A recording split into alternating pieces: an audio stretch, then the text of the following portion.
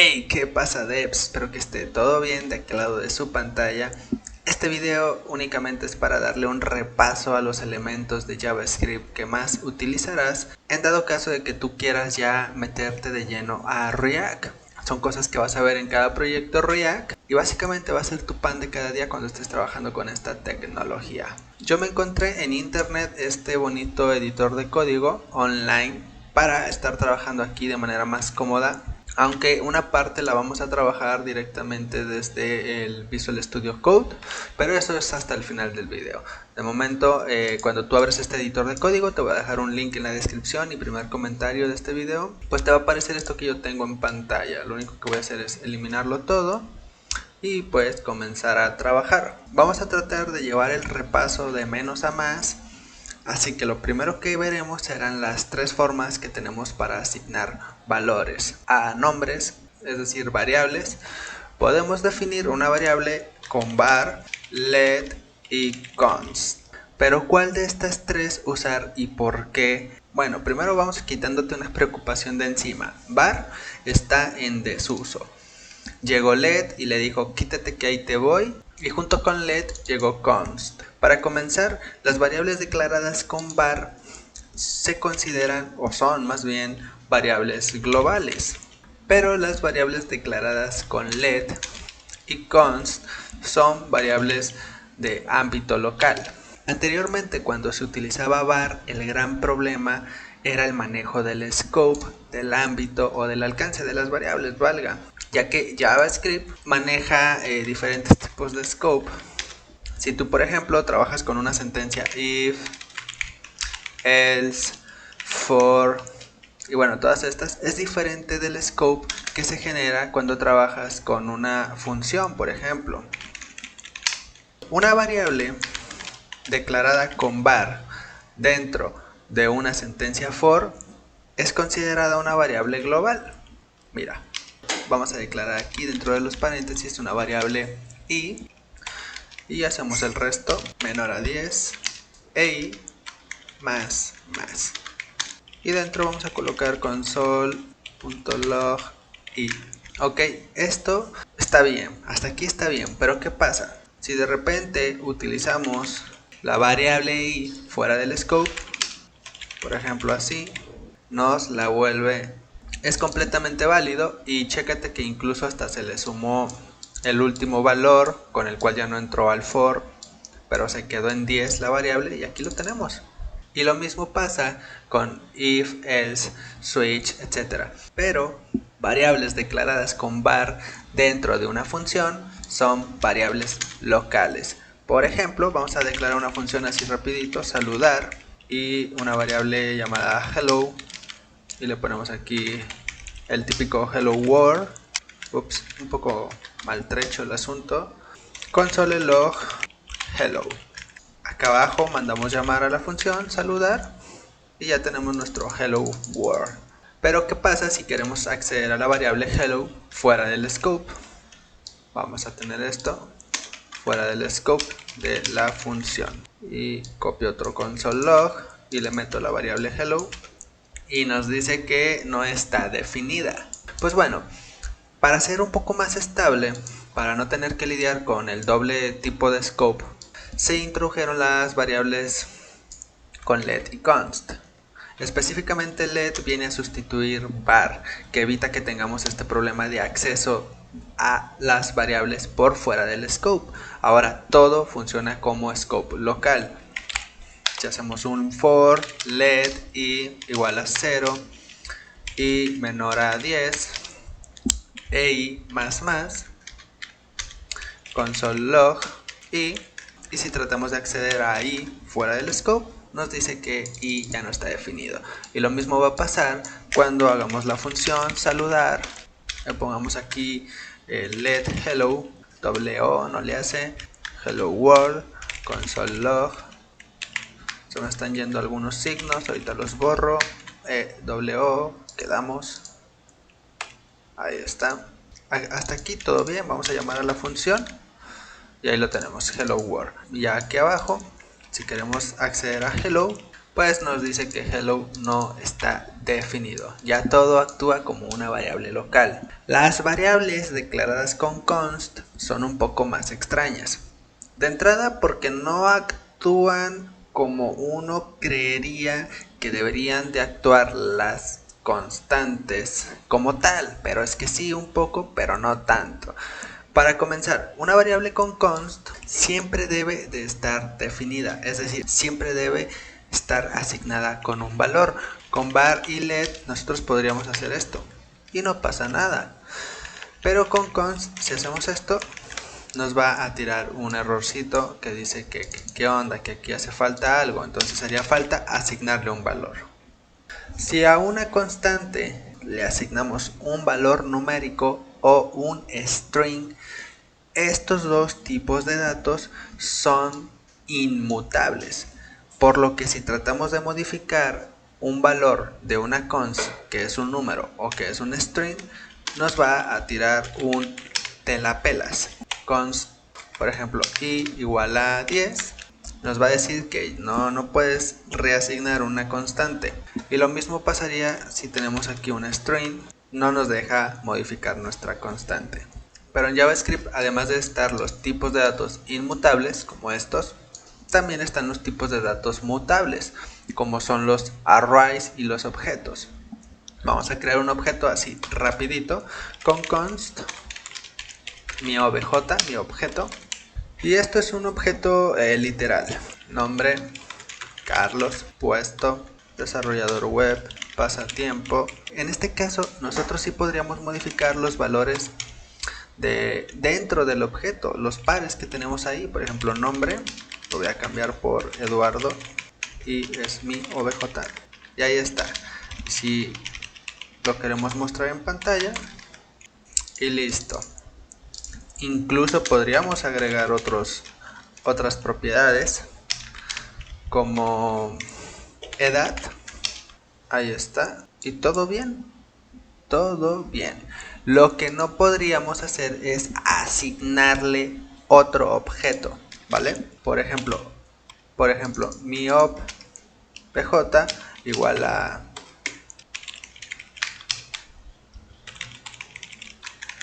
esto. Ya no, ¿vale? Esto ya no se puede. Y bueno, aprovechando que ya estamos con los objetos, a esta notación que acabamos de utilizar para crear un objeto se le conoce como notación literal. En JavaScript se pueden definir objetos de diferentes formas. Por ejemplo, puedes utilizar las clases y crear objetos, que esto ya sería programación orientada a objetos como tal.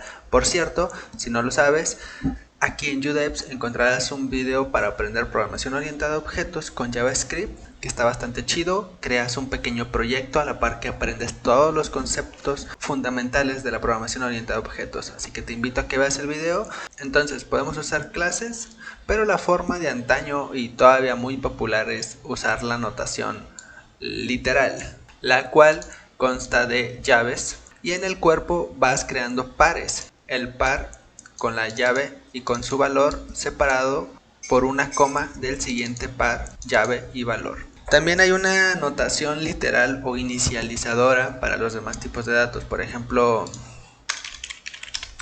un array simplemente sería así la notación de toda la vida, pero pues bueno, a la gente de JavaScript le gusta ponerle nombres estrafalarios a todo, pero es esto básicamente, pero con corchetes. Es la misma notación literal para crear arreglos. Incluso a esto se le conoce como un string literal.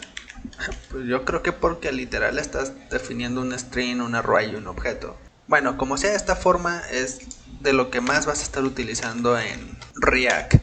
Hay una forma muy chida de definir strings y concatenar valores. Por ejemplo, antes se utilizaba el signo de más para ir concatenando cosillas, ¿no?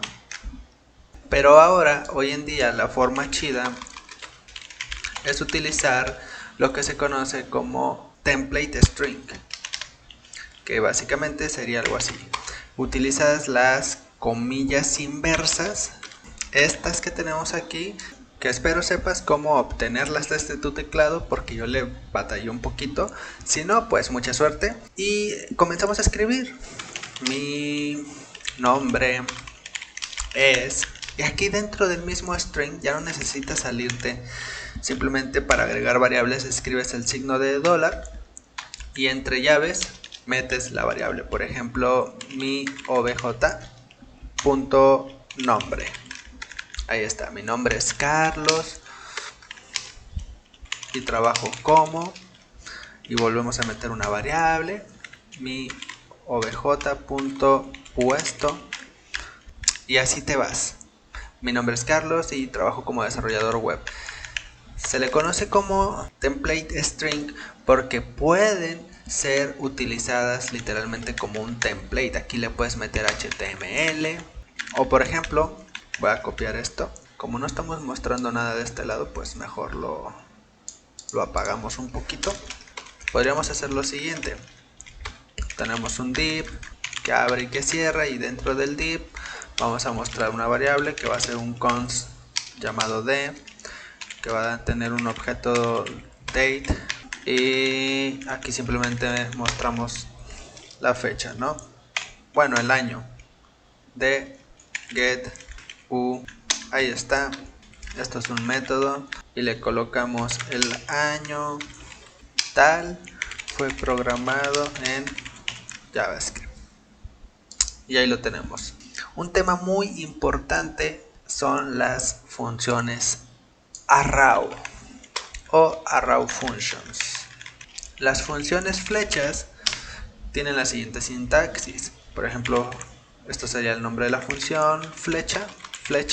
Le vamos a asignar una función del tipo flecha. Hasta este punto es una constante normal, y esta es la sintaxis de la arrow function, ¿ok?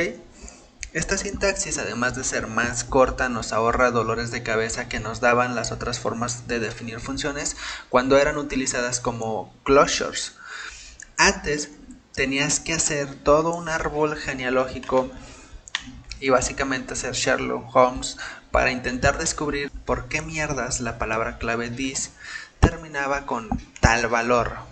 Con arrow functions depende de dos cosas básicamente, y mientras las tengas en mente todo va a estar bien. De cómo se llama a la función y dónde está definida la función. Pero ahora mismo no vale la pena que ahondemos en eso. Mejor vamos a ver cómo se utilizan y cuáles son las características de las arrow functions. Primer cosa, tienen lo que se conoce como return implícito, que es una de las cosas chidas. Que si, por ejemplo, en el cuerpo de la función solo hay una línea de código, puedes seguirte ahorrando signos. Vamos a ver. Voy a escribir una función llamada cubo que calcule el cubo de una variable, y esto quedaría normalmente así: return a elevado a la tercera potencia. Si entre las llaves solamente hay una línea de código, como lo tenemos aquí, el return es implícito y no necesitas colocarlo. Y también las llaves las podemos quitar. Y adivina qué, si solo tiene un argumento, también podemos quitar los paréntesis. Entonces, de tener esto así, pues quedaría así. Y esto funciona perfectamente. Vamos a hacer un llamado a la función cubo dentro de un console.log. Le pasamos 3 por 3 por 3, 27. Esta sintaxis se utiliza muchísimo de la mano de los métodos para arreglos como map, filter o reduce. Y suele ser confusa las primeras veces que lo ves porque, no sé, es algo confuso, ¿no? Así a primera vista. Y más cuando lo utilizas con estas funciones. Por ejemplo, vamos a ver algo. Tenemos LED, tenemos edades. Bueno, esto podría ser un cons, básicamente. Le vamos a poner edades así random. Ahí está, ¿no? Me faltó el signo de asignación. Y aquí vamos a crear una constante llamada mayores para guardar únicamente los valores que sean de gente mayor de edad, es decir, el 20 y el 28. Vamos a asignarle variable edades, que es nuestro arreglo, y vamos a utilizar el método para arreglos filter. Y hasta aquí todo va bien. Pero en el método filter, en lugar de utilizar un closure como sería antes, pues vamos a utilizar una arrow function. Entonces aquí vamos a crear una arrow function, sería edad. Este es el argumento, que como es un solo argumento no necesitamos paréntesis. Y acá de este lado estaría el return, que como va a ser una sola línea de código, pues tampoco lo necesitamos. Por lo tanto, simplemente aquí agregamos la condición que necesita el método filter para filtrar. Si la edad es mayor o igual a 18, pues guárdalos en nuestra variable y vamos a ver que contiene mayores. Mayores contiene 20 y 28, ¿vale? Si agregamos un valor 18, lo filtra. Y así está, y como te digo, pues está medio revoltoso porque pues acá tenemos un signo similar, pero este es el mayor o igual, y aquí es donde está la función, este es el argumento. Como ves, no tenemos un nombre como tal para la arrow function, porque al final del día esto es un return que se va a asignar a mayores, que se va a ir asignando a mayores, dada la iteración que va a estar haciendo filter. Y bueno, las arrow functions van a ser tu pan de cada día en React, ya que es muy común crear componentes utilizando esta sintaxis. El siguiente tema también es una de las cosas chidas que viene con el JavaScript moderno, que es el destructuring. O como me lo tradució Google Translate, desestructurado, que se hace en los arreglos y en los objetos. Bueno, supongamos que tenemos este objeto, que literal de momento lo tenemos, que se llama yo merengues porque soy yo merengues, y de momento a nosotros solamente nos interesa obtener el nombre y el trabajo. Entonces hacemos el destructuring, el cual podemos guardar como si fuera una variable. Para hacer destructuring del objeto yo merengues, lo que necesitamos es crear nuestra variable o constante, y entre llaves vamos a extraer el nombre y el trabajo separados por coma de yo merengues. Y tan tan, se acabó. Ahora nombre, ya lo tenemos guardado y ahí lo tenemos. Trabajo, un poco más de lo mismo. La regla para hacer destructuring es que los nombres que coloques dentro de las llaves deben de existir dentro del objeto que estás desestructurando.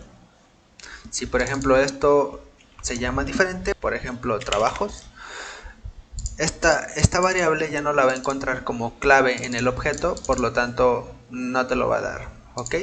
Con los arreglos es más o menos lo mismo, solo que acá le das un nombre a los ítems que tienes en el arreglo.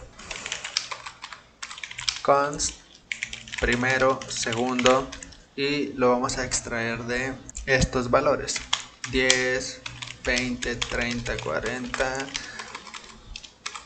50. Esto podría ser también una variable y ya, pero los estamos pasando así como un array literal. Y mira, aquí tenemos primero, y a primero se le ha asignado el 10, al segundo se le va a asignar el 20. ¿Te quieres brincar uno? No hay problema, pones una coma y pones otra coma, y esta coma que queda vacía o este espacio que queda vacío sería el 30 y este otro sería el cuarto elemento. Entonces cuarto, 40, y así es como te brincas elementos. El destructuring, como las array functions, serán tu pan de cada día cuando estés trabajando con React, porque lo haces en el state, lo haces en los props, dentro de los hooks. Así que 2-3 días trabajando con React y te acostumbrarás a hacer destructuring de todo, hasta de tu pareja. Por cierto, el destructuring también se puede utilizar en los argumentos de función, que también es muy popular utilizarlo así en React. Tenemos nuestro objeto de acá de arriba y vamos a construir una función rapidito. Const nuevo empleado. Supongamos que ese objeto es un empleado. Esto va a ser una array function y quedaría así, ¿no? Bueno, pues aquí dentro de los paréntesis podemos hacer destructuring de nombre y de trabajo, y ya acá en las llaves podemos usar template string hola.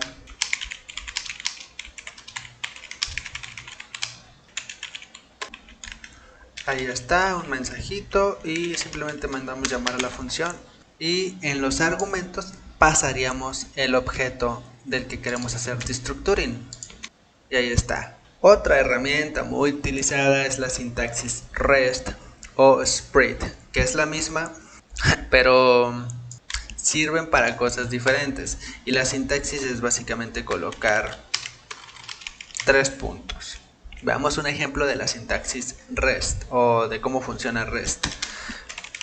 Tenemos una constante. Primero, aquí estamos haciendo destructuring. Vamos a crear el arreglo primero. 1, 2, 3, 4, 5, 6, 7, 8, 9, 0. Ok, entonces primero sería el primer valor, ya lo vimos. Ahí está. Y si queremos guardar el resto del arreglo en otra parte, utilizamos el operador REST. Pum, pum, pum. Y le damos un nombre a esta variable, que sería para guardar el resto.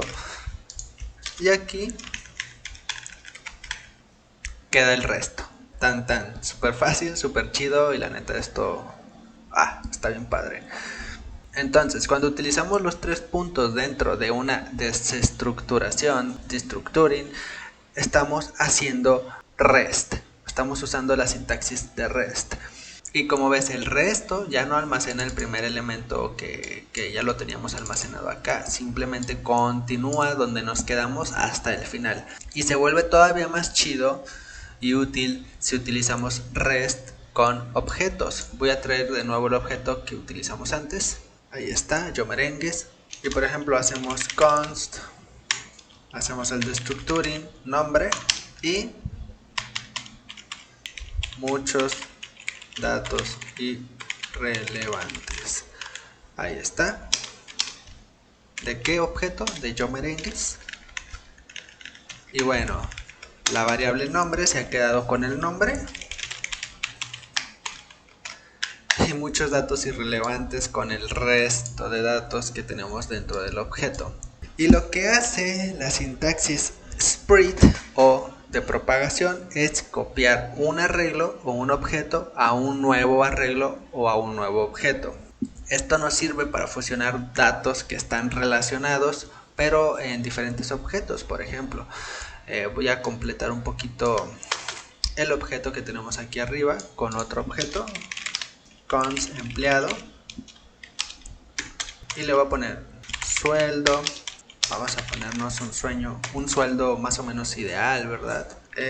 Proyecto, supongamos que tengo un proyecto asignado, el típico nuevo Facebook. Y cuánto consumo de café por día, tazas de café por día, 16. Ahí está. Y tenemos dos objetos, y estos son mis datos como empleado y estos son mis datos pues personales, por así decirlo.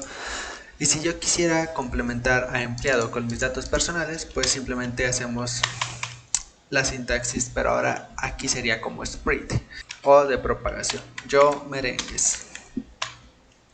Y ahora empleado, aquí se me fue un signo de igual, listo, contiene todos los datos. Y como ves, qué fácil y chido está este asunto, ¿verdad? La sintaxis es la misma, depende de dónde lo utilices, que funciona como un operador de propagación o como un operador para obtener el resto. Y pasemos al último tema de este video, que son los módulos, los import y export. Y para esto sí voy a utilizar el editor de código. En React estaremos utilizando mucho el importado y exportado de archivos, ya que estaremos trabajando archivos JavaScript que se van a necesitar entre sí, ya sea para que los datos fluyan, sin la necesidad de tener que desorganizar la estructura de carpetas como las tenemos por default o como la vayamos creando. Esto lo voy a ejemplificar desde el Visual Studio Code. Como ves, tengo una carpeta llamada repaso.js, tengo un index HTML donde tengo linkeado un index.javascript. Todo esto lo voy a hacer funcionar desde Live Server. Asegúrate que estés trabajando con un servidor. Ahí está, repaso JavaScript. En el archivo operaciones.javascript tengo 4 funciones a modo de arrow functions, simplemente operaciones básicas con 2 argumentos, suma, resta, multiplicación y división.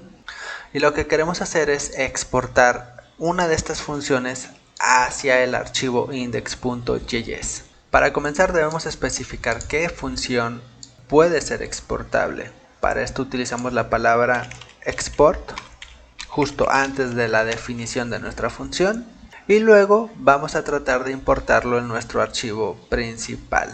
Guardo aquí y acá arriba voy a hacer import. Entre llaves vamos a hacer multiplicación porque es el nombre de la función que estamos tratando de exportar y le vamos a decir desde dónde viene esta función. Viene de... Vamos a señalar que la raíz, porque están posicionados donde mismo, operaciones.javascript. Y ahí está, vamos a intentar utilizar esta función, console.log, multiplicación, le pasamos 2 argumentos, por ejemplo 2 y 2, para que multiplique estos valores, recargo, y nos dice, no puedes usar la declaración import fuera de un módulo. Entonces, ¿qué nos hace falta aquí? Utilizamos el atributo type module. Guardamos y ahora sí, funciona. Ahí lo tienes. Y es solo eso. Hay otra forma que nos sirve para hacer un export default. Export import default. Que es, ¿sabes qué?